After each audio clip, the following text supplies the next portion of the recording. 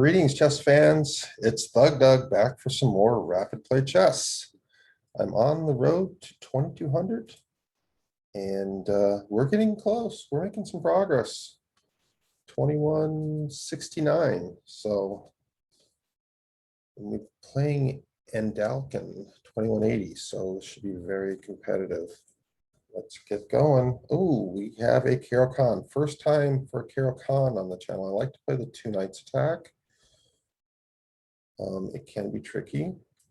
Assuming he's going to take. It's the best move, I would think. Okay, probably take again, but okay, this is another one of those lines where I like to just fianchetto on the king side and just play it quiet. Just take my good bit of space and be happy with it.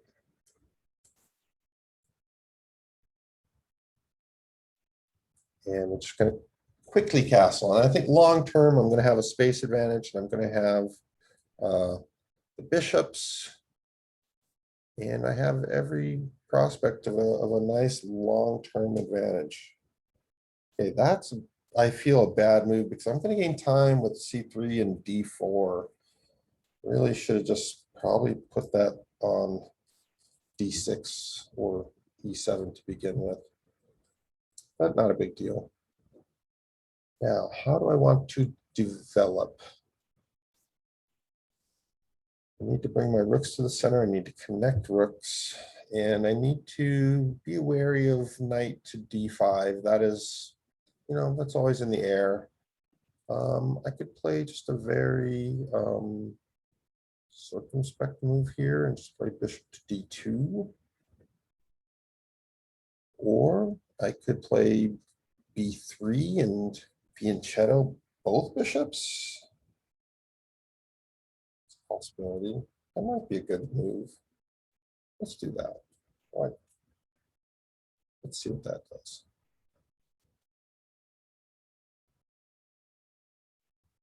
Fianchetto, I can bring rooks into play. Now I can play c4. I kind of wanted to play c4 just to activate my pieces.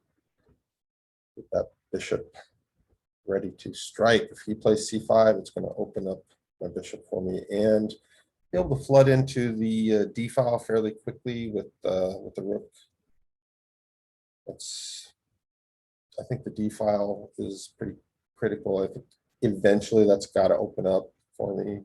Okay, so he's keeping an eye on the position by playing against my a pawn. I think I should probably do this right away and just play a 3 and get ready for b4. So he can't really play c5. I'll take, and then I've got b4 forking. So that's good.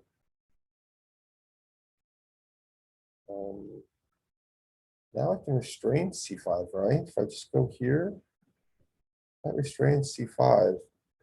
Although c5 really can't be played anyway. I could just take, and his b pawn would be hanging. So what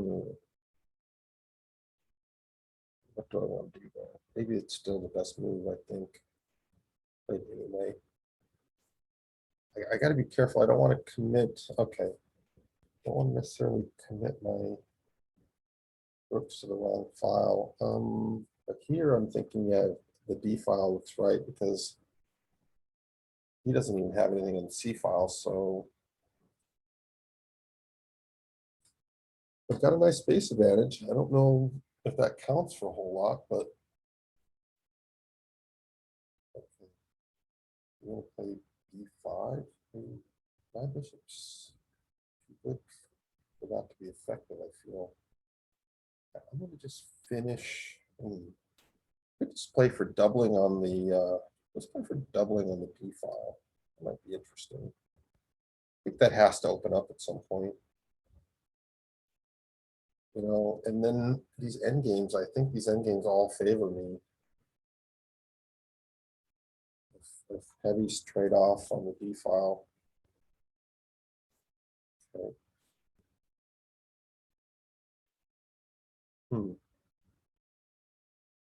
almost want to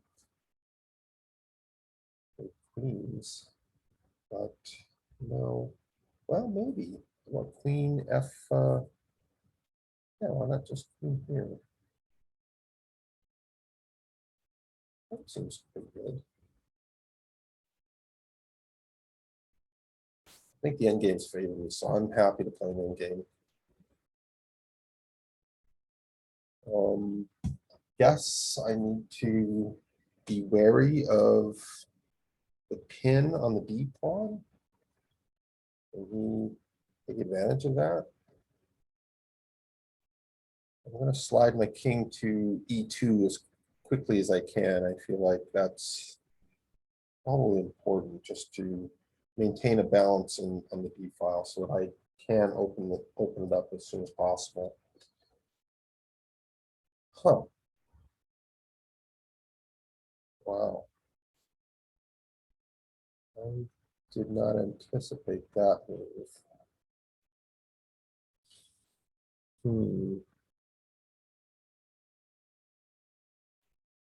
I don't know. I think, I mean, I don't want to push by and give up the D5 square to his knight and make my dark square bishop permanently bad.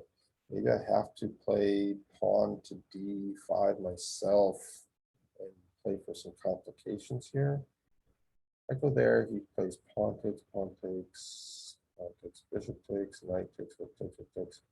Check, we could literally be down to no pieces on the board, but I think I have to do this.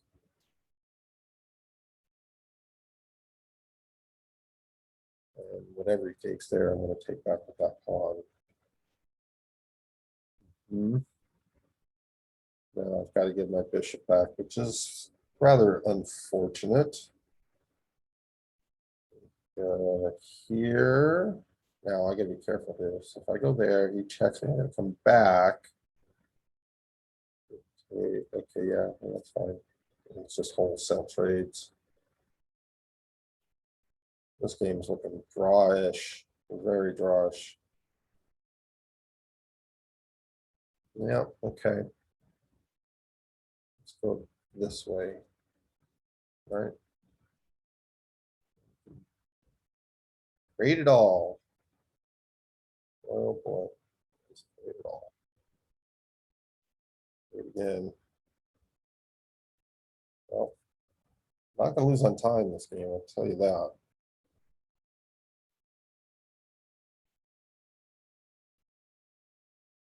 Okay, he's saving a pair of pieces. All right, well, I think I should grab some space. Maybe not, that might cause more weaknesses than anything. Is there a way for me to, I think you can play here attacking the rook? Is there a downside to that?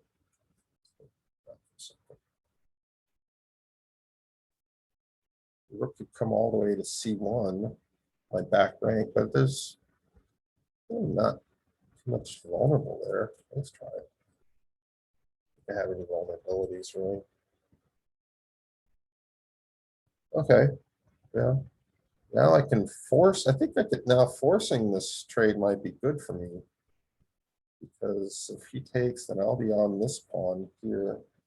And yeah, I've gained a little bit of time there. I just don't know if I can make any use of it.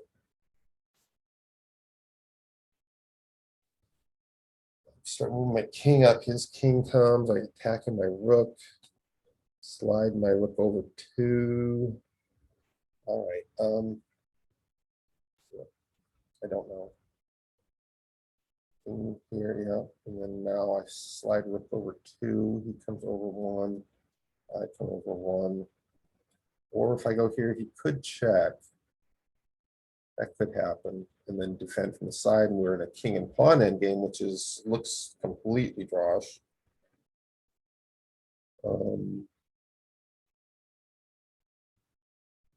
I expect rook check. Yeah, and I mean, he can't really come to my back rank. That's, I don't think, a thing for him. So I don't want to come back to E2. I'm going to stay as far up. What about if I go here though? We go to E4, let him onto the back, my 7th rank and take a pawn. He takes, nah, over here. That's better.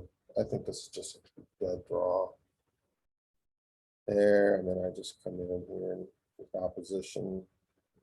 Unless he's got more tempo than me and forces me back, but I think I can get forced back a move and still be okay. If I get opposition, no, am I winning? Or no? I think I might be winning if I get opposition. So if I play my pawn up 2, place his pawn 1, in that scenario, I think I would be in opposition, but he could play his pawn 1. And then I've got to draw back. I think I need to go just 1.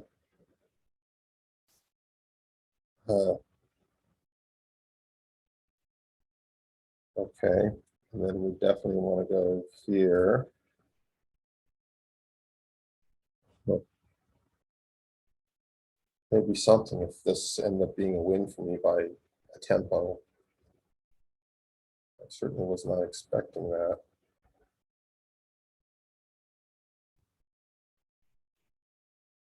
It's probably a draw, but it's just you have to play it exactly right. That's the thing about king and pawn end games is there's no margin for error sometimes. I've got 2 minutes and 48 seconds. Still plenty of time. And it's either a win or a draw, I think. That gives me opposition. I'm going to get the last move. He moves his pawn. I move my pawn. He's got to back off somewhere. I think I got this thing maybe. Right? Is he thinking he can march his king over to the king side and sneak in through this route? I think it's too slow. I'm literally 1, 2, 3, 4, 5, 6, 7, 8, 9 tempos from queening. He would be 1, 2, 3, 4, 5, 6, 7, 8, 9, 10, like that. It's way too slow.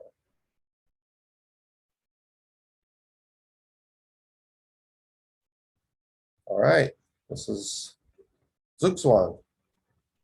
Interesting. Look at that symmetry, but yet I believe I'm winning. Just because I can come in, right? That's the winning move.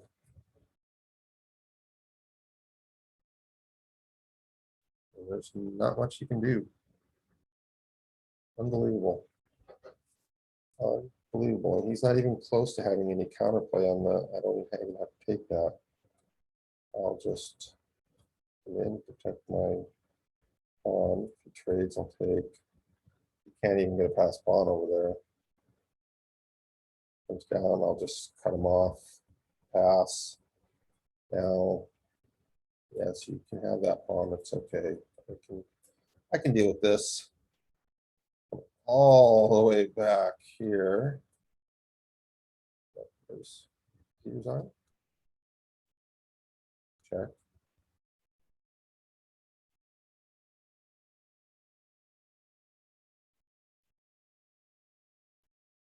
Check. So that stops that pawn. Now the king is gonna come over and get this one. I like finding the easiest way. I don't like to think if I don't have to in these kind of end games. There's no sense in thinking. You can't do anything. You just shuffle around. There's no stalemates. Yep.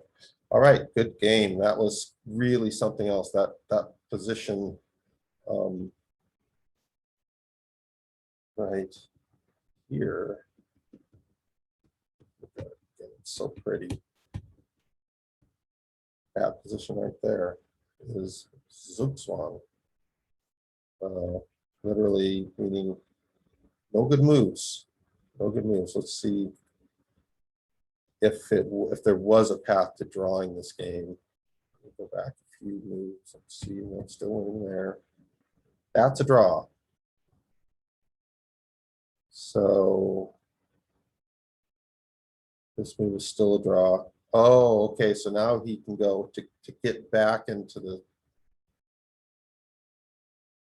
Now he's got the tempo, and this is just draw. So as soon as I have to move, then he comes here, and then I go here. That's a draw because he's got to give up the square, and then I'll have to give up the square. There's, as long as he's careful, he can always answer any move I make here with this move, and then that's just a repetition of position. So, okay, that was great.